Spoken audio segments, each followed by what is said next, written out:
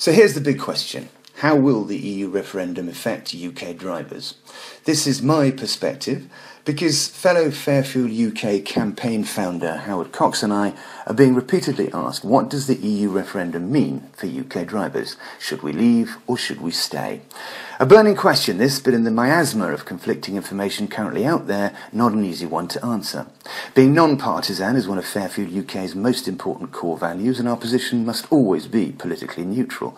But, as with the thousands who contact us each week, we have to admit that we both have EU-based concerns about fuel prices, VAT, and the growing debate on diesel emissions. But, as in every aspect of the EU debate, when it comes to the 37 million drivers in the UK, there are positives and negatives to both staying and leaving. I hope we've covered the most important for you to make an informed decision. Once you've read this blog, please take part in our survey. We'll collate the responses and tell our politicos and the media how the silent and highly taxed driving majority feel about leaving or remaining in the EU in advance of the referendum. Interestingly, in last year's general election, FairFuel UK supporters predicted that result absolutely spot on, something the professional pollsters at the time missed. EU driver benefits. Now, we do have to remember that the EU has provided a very solid raft of benefits to UK drivers. Brussels has brought us higher car safety standards. They've saved lives. They've lowered car prices. They've given us more transparent servicing. And they've forced more accountability from the big car makers. Let's start with new car prices. I worked with the EU during the 90s campaign for parity on new car prices between the UK and mainland Europe. Those of a certain age will remember the days when a Rover 200 cost £5,000 more than here in Holland. This was a totally insane situation that I regularly highlighted on TV and in print, and one that with pressure from EU bloc exemption laws we were able to change. We now have some of the cheapest new cars in Europe and a reasonably transparent car market. The savings to UK consumers from this stellar piece of European Commission legislation genuinely add up to billions of pounds. This is one of the EU's most celebrated motoring-related achievements. We don't think leaving the EU would change new car price control, as consumer pressure is much more strident than it was in the 90s, but having the EU watching over car makers and their pricing policies is always a good thing. Car servicing. The Treaty of Rome broke the manufacturer's stranglehold on main dealer servicing to keep consumer warranties valid. Previously, car makers insisted customers maintained their cars at franchise dealers for the warranty to stay in force. The EU mandated that consumers could take their cars to other qualified repairers without voiding their warranty cover. Manufacturers were also ordered to share their technical information, special tool specs and computer software with non-franchise repairers, and that the supply of spare parts couldn't be deliberately restricted solely to approved dealer groups. Add all this cartel-busting legislation up, and the EU has helped UK drivers not only save money, but made running their cars much easier and more convenient. So, tons of money saved there, and that level of powerful consumer protection is very desirable. Car safety. Max Mosley, who incidentally is a very fine bloke, worked very closely with the EU on the game-changing 1997 Euro NCAP crash safety standards. EU legislation mandated tough new crash impact laws for all passenger cars sold in Europe. He once told me that one major car manufacturer, who shall have to remain nameless, threatened to pull their sponsorship from Formula One if the low crash ratings for one of their particular models weren't changed. Max, because he had the might of the EU behind him, was able to politely but very firmly show them the door. Ongoing safety legislation is making European cars safer every day and saving thousands of lives every decade. And without cross-border EU pressure on all the big car manufacturers, these massive strides in occupant and pedestrian safety just wouldn't have happened. Some of us remember the Ford Pinto and the Chevrolet Corvair. Emissions. Now, I'd like to say that the EU's considerable work on reducing vehicle emissions has been similarly successful. Billions of euros must have been spent since the early 80s reducing CO2 and other pollutants. Now, all this is hugely laudable, very well intentioned, and a subject of contention for all the big car companies who lobbied aggressively to continually water the standards down. And we're now seeing that the EU focus on climate change and CO2 partly underestimated the effects of diesel emissions like PM10s and NOx. I believe the global warming argument took precedence over soot and particulate matter from diesels, and good scientific evidence was ignored for political reasons. In the late 90s, governments all over Europe scrambled to reduce CO2 emissions from cars, vans and trucks, and ignored the much more pressing health hazard of diesel emissions. Gordon Brown in 2001, on the advice of the EU, lowered the duty on diesel because it was considered a greener fuel than petrol. 50% of UK consumers swapped over to oil-burning cars, and that single policy decision drastically changed the quality of the UK's air in a single decade. Now, we still don't know how serious a health problem this is, or even begun to deal with it properly. There's still no robust particulate matter test in the MOT, unbelievably, and the long-term cost to the NHS could run into billions, if not trillions. The short-term bill to diesel owners may be hefty too, as we're likely to see an increase in duty on diesel vehicles, maybe higher rates of VED, chargeable low-emission zones, and even falling second-hand values. The UK has too many old, dirty, poorly maintained diesel cars, vans, buses and trucks. A testing regime for new diesel vehicles that we know is wildly inaccurate, and no way of measuring just how bad our diesel air crisis actually is. And this won't come until we get a new EU real driving emissions standard in 2020. Amazingly, EU lawmakers in February waved through plans to allow diesel car makers to exceed pollution limits, in a big victory for the auto industry lobby after the VW scandal. The European Commission, the executive arm of the EU's 28 member states, announced the new limits on October as the VW scandal raged, part of plans to adopt more realistic polluting monitoring based on real road conditions instead of laboratory tests. But the proposals contained major loopholes for car makers that were negotiated secretly by experts from member states, angering environmentalists and ordinary drivers who reacted with a major push to block the new limits at the European Parliament. MEPs voted 323 in favour of leaving the loopholes, known as conformity factors, with 317 MEPs voting against them. There were 60 abstentions. Under the Commission's plan, from September 2017, new diesel models would be allowed to exceed the EU's official nitrogen oxide limit by more than double. From 2020, the discrepancy would fall to 50% more than the limit indefinitely. Legal experts at the European Parliament had argued ahead of the vote that the allowances were illegal. And this apocalyptic air quality disaster has unravelled because Brussels got too obsessed with climate change. Critically, they'll want to unpick all this and bring in new standards to deal with particulate emissions, and there are already suggestions for random roadside checks on cars and diesel-free zones in some towns and cities. Leaving the EU would allow us the freedom to decide how and when we sort out the diesel emission crisis in the UK ourselves. Potholes. Could our roads be better maintained if we left the EU? Well, Brussels may not have anything to do with actually surfacing our tarmac, but the 13 billion net we paid to the EU last year would definitely help fill some deep holes.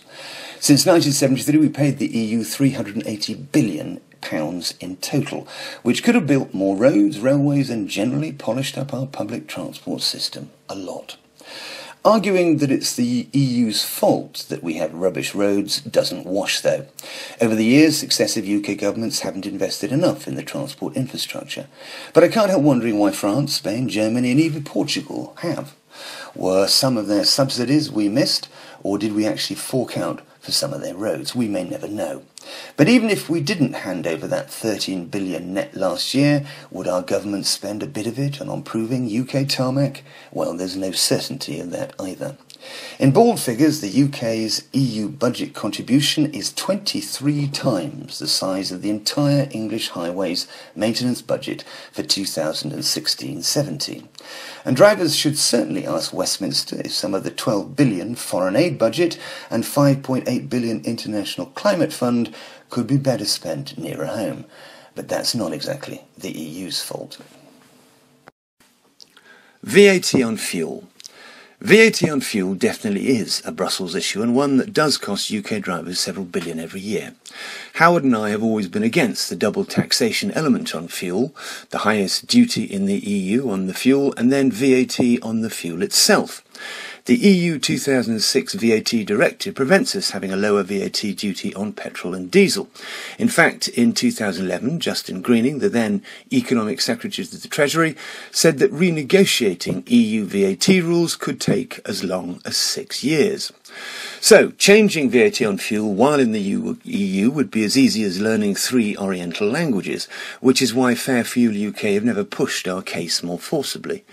UK drivers paid £28 billion in fuel duty to HMRC, plus £4.5 billion in VAT on the duty itself. A large and rather questionable double taxation levy driven from Brussels, and the total VAT on all fuel purchases is a huge £7 billion. If we weren't in the EU, that VAT bill could reduce, but only if the Treasury agreed. We'd certainly have the freedom to reduce it, but would also need the political will from our government. Sterling and fuel. There's been some doom talked about the collapse of the pound if we leave the EU, and that it could increase the cost of oil, measured in dollars, and prices at the pump. The AA have taken the most pessimistic view, suggesting that the pound could fall as much as 20% within days of Brexit, causing fuel to spiral by up to 18 pence a litre.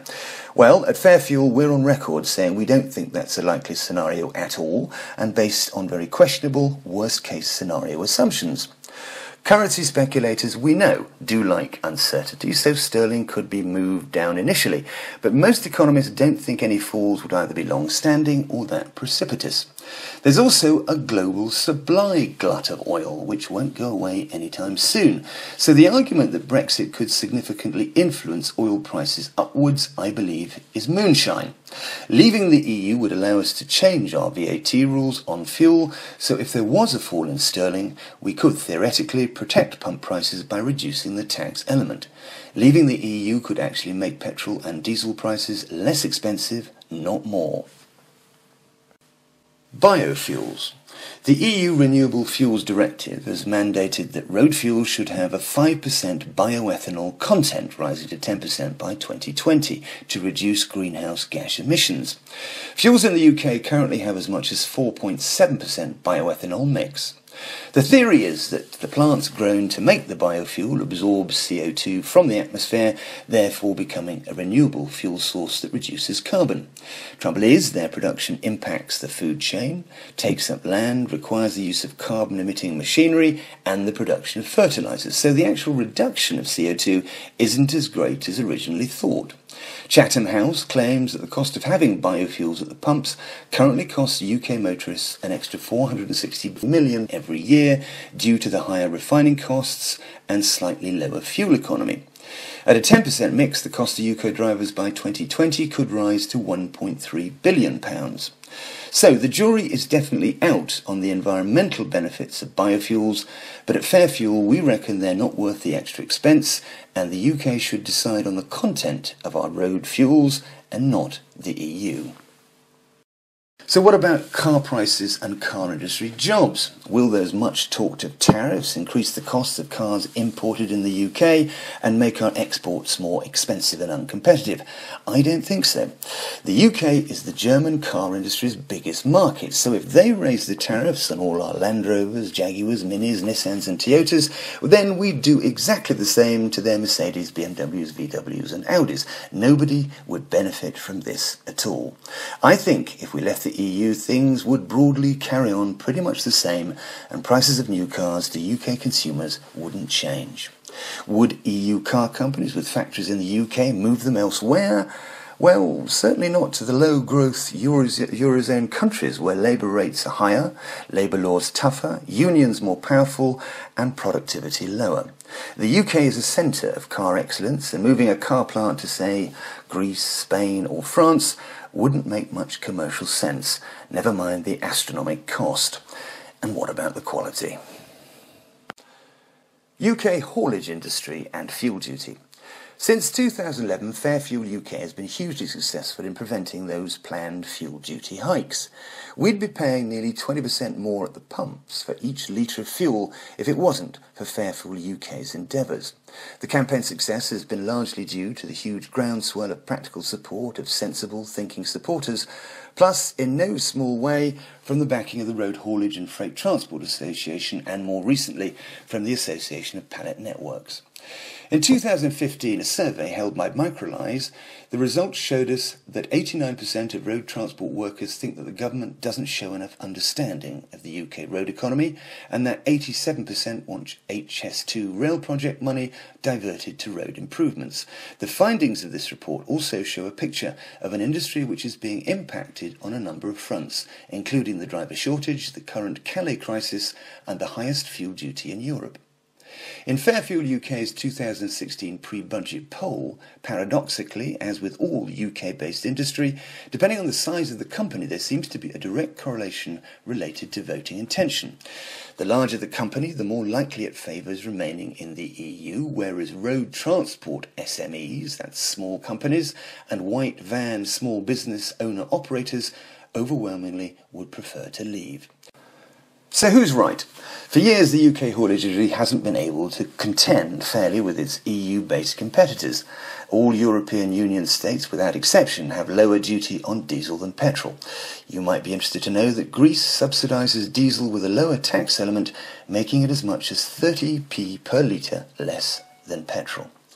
HGVs from the continent with huge fuel tanks travel across the UK without the need to fill up with our considerably more expensive diesel. As the UK is a full member of the EU, why has Brussels not legislated for fairer fuel taxation parity across all countries? George Osborne remains in control of what tax we pay on fuel, so the EU can't be solely blamed. But with £350 million each week going to Brussels, this equates to a 1p cut in duty. A month's worth of EU membership contributions would allow a 4p per litre cut in our fuel costs, with at least £16 billion to invest in the NHS, road repairs and improvements to public transport. Leaving the EU would mean the government could invest budget savings in transport and improve distribution, but, and here's the key thing, only if Westminster was willing. I hope we've covered some of the important areas, and we should also repeat that the EU has definitely made our cars safer, easier to service and cheaper to buy. But we believe there are gathering storm clouds over emissions, important issues over our haulage industry, fuel taxation, plus the higher cost of petrol and diesel across the EU compared to other countries. We've got the highest prices anywhere. FairFuel UK would definitely support some of our yearly payments to the EU being spent on hospitals, public transport, infrastructure, job creation and road improvements. But most important, we believe that the future of road transport in the UK should be decided by us and not by Brussels. On that point, we're absolutely certain. Settling the rest of the arguments about business tariffs, sovereignty, immigration, justice and border controls, I'm afraid we're going to have to leave to you to decide.